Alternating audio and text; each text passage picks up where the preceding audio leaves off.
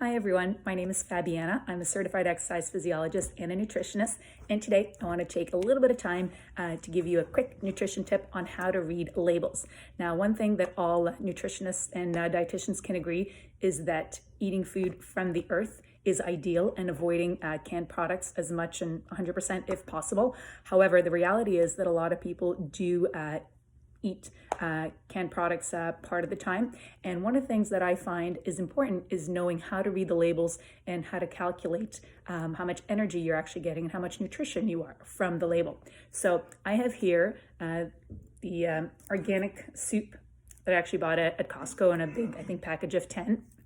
And if you look on the back, there are some important information that you want to see. First off, you want to look at the vitamins and you want to look at the overall calories. So starting with the overall calories for a cup, which is 250 milliliters, there is about 150 calories. So if you were to eat or consume this entire can, you'll see that it has 398 milliliters.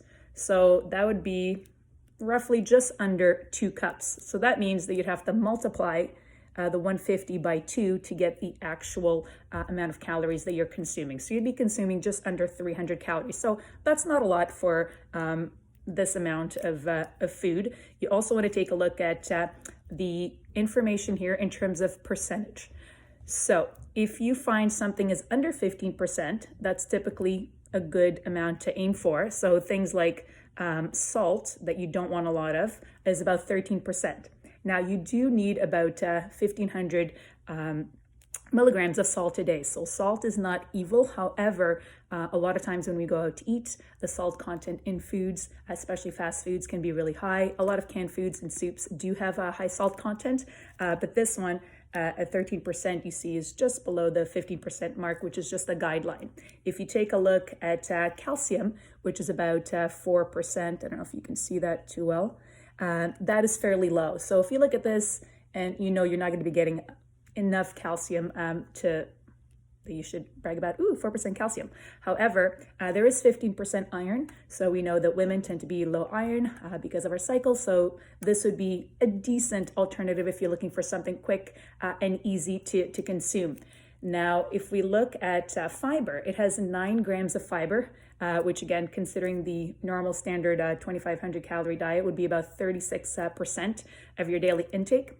So the minimum amounts that they aim for fiber, about 30 grams per day, is one of the sort of health markers that a lot of people don't reach.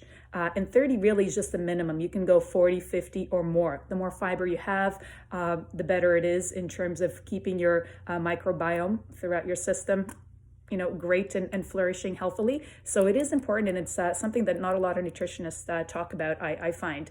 As well, if you look at the ingredients column, so one of the things I tell my clients to look for is obviously you want to pronounce as much as you can, but know that the ingredients are actually listed in order by weight. So you'll notice here the first ingredient is water. So essentially you are paying for water in a way, but if you look at all the other ingredients, there's no preservatives, there's nothing it's essentially just organic vegetables and spices, things that you can pronounce and know what they are.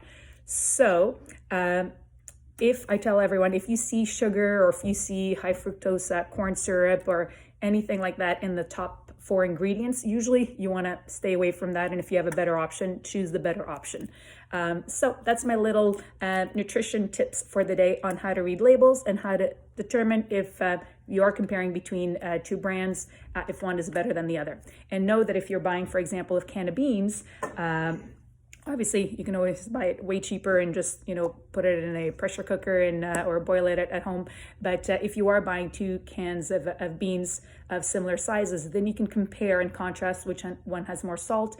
And obviously, with something like beans, you know that you're going to drain it out, rinse it out really well. So you're going to eliminate a lot of that salt content that's in the liquid surrounding the beans. So hopefully this has helped you. Know that the best and the quickest way to to have a nice, quick, healthy snack is to have fruits and veggies. So whether it's like raw broccoli, tomatoes, which I love, carrots, apples, kiwi, banana, they're really quick and easy to grab food, and will keep you satiated for a little bit until you're ready to have a meal. So keep enjoying that healthy food. If you have any questions or comments for me, let me know.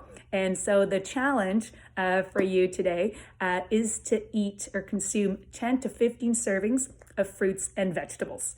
So good luck, enjoy, and Drill Sergeant out.